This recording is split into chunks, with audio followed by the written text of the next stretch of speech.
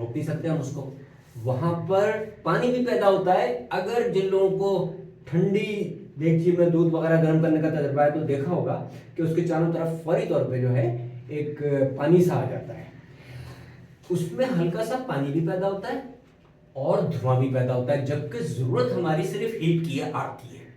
तो कोई भी केमिकल रिएक्शन हो या बायोकेमिकल रिएक्शन हो, उसमें जो चीज रिक्वायर्ड है वो तो पैदा होती ही है, लेकिन कुछ एक्स्ट्रा चीजें पैदा हो जाती हैं। तो अब अभी हमने डिस्कस किया था कि जैसे ही शुगर लेवल बढ़ता है इंसुलिन बनती है, मगर मसला ये कि जब वो इंसुलिन बनती है तो उसके साथ कुछ बाई प्रोडक्ट्स भी बन जाती हैं, और वो ऐसी होती हैं जो इंसानी जिस्म के लिए मुफीद नहीं है। जैसे आप वही देख लें, खाना पकाने के लिए आग दरकार है, धुआं निकल रहा है, इंसानी सेहत के लिए अच्छा नहीं है।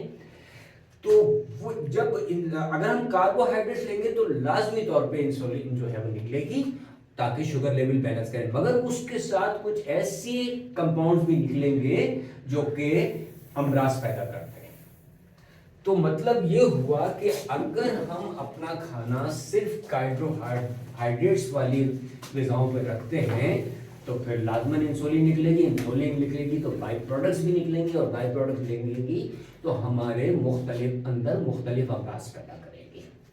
ठीक है, तो इस वजह से जो लेटेस्ट रिसर्च है वो ये कह रही है कि कार्बोहाइड्रेट बेस्ड डाइट जो है उसको कम से कम करें, और एनर्जी का दूसरा जरिया जो कि फैट्स हैं उस पे आए आप। लेकिन फैट या हर तरह की नहीं है, जो पता नहीं कौन कौन से ऑयल आ गए, जो ओरिजिनल फैट है, या तो वो नेचुरल फैट हो जानवरों की, या फिर वो देसी घी हो, या ऑलिव ऑयल। ये तीन जो हैं आजकल डॉक्टर से कहते हैं कि ये तीन बेहतरीन चिकनाइयाँ हैं।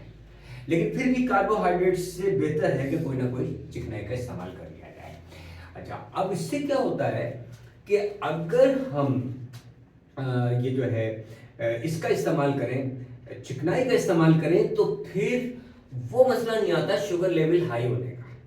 शुगर लेवल जब हाई नहीं होगा तो इंसुलिन भी नहीं बनेगी, इंसुलिन नहीं बनेगी तो उसके साथ जो बाई प्रोडक्ट्स जो कि हमारे अंदर अमराज पैदा करते हैं वो भी नहीं बनेंगे, तो हम उन अमराज से बच जाएंगे जो कार्बोहाइड्रेट्स पर मबनी ग़िज़ा खाने से पैदा होते हैं।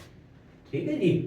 अच्छा, अब एक और बात कि फास्टिंग, ईटिंग के बाद फास्टिंग क्यों नहीं चाहिए, क्यों होनी चाहिए? इसलिए होनी चाहिए कि जैसे कि अभी हमने इस प्रोसेस को देखा कि पहले खाना मैदे में गया स्टमक में, फिर उसके बाद गया वो स्मॉल इंटेस्टाइन में, फिर लार्ज इंटेस्टाइन में।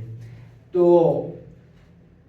अब ये इस काम में लगता है टाइम। अगर अभी ये प्रोसेस चल रहा है और हमने ऊपर से और खा लिया, एक तो ये होगा कि इंसुलिन बनेगी तो उसके साथ बाई प्रोडक्ट्स भी बनेगी, और दूसरा ये प्रोसेस पूरा गड़बड़ हो जाएगा जो कि जिसका कि हमें मौका देना चाहिए था कि जो खाया है पहले वो हजम हो, उसके बाद खाया जाए।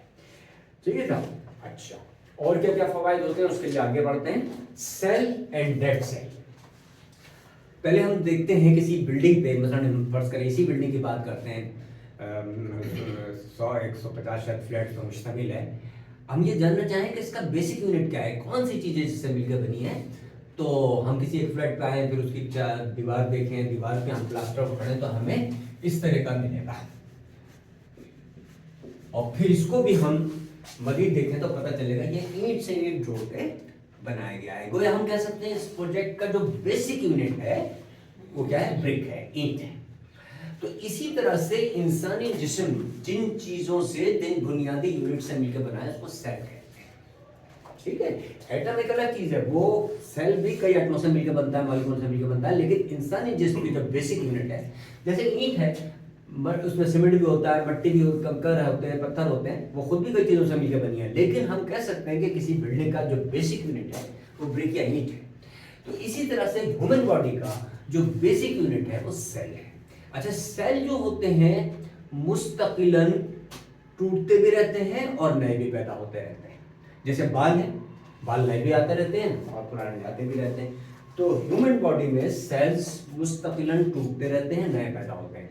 अच्छा, अब इस प्रोसेस में ऐसा होता है कि कुछ सेल जो होते हैं वो डेड हो जाते हैं। अब वैसी ही बात है, अगर कचरा पड़ा रहे तो क्या होगा, वो सड़ेगा, जरासीम पैदा करेगा, तो वो सेल्स भी जो कि डेड है वो भी अमराज पैदा करते हैं और उनको निकालने का कोई तरीका है नहीं। लेकिन अगर हम इंटरमिटेंट फास्टिंग करते हैं तो इसमें ये, अच्छा ये बाकायदा साइंटिफिक बुनियाद पे है। ये रिसर्च जो है एक जर्मन साइंसदान क्रिस्टन ने की थी और उसको 1974 में 60s में 1974 में नोबेल प्राइज मिला था। फिर मजीद रिसर्च होती रही और अभी हाल ही में जो है एक जापानी साइंसदान ओशोनी नाम के, उसने रिसर्च की जिसमें से 2016 में नोबेल प्राइज मिला। और ये बिल्कुल यानी पिछले 50 साल की रिसर्च के बाद भी ये बिल्कुल कंफर्म हो गया कि इंटरमिटेंट फास्टिंग जो है वही बेस्ट तरीका है। तो खैर, तो मेरे अर्ज करने का मतलब ये था कि सब कुछ साइंटिफिक बुनियाद पे है। तो अब बात हो रही थी कि अगर सेल और डेड सेल, तो डेड सेल भी यानी एक तो हमने डिस्कस कर लिया अमराज क्यों होते हैं, इंसुलिन के साथ जो बाई प्रोडक्ट्स होते हैं। दूसरे अमराज का सबब क्या है, जो हमारे डेड सेल हैं और उनके निकलने का कोई रास्ता नहीं होता। तो तजर्बा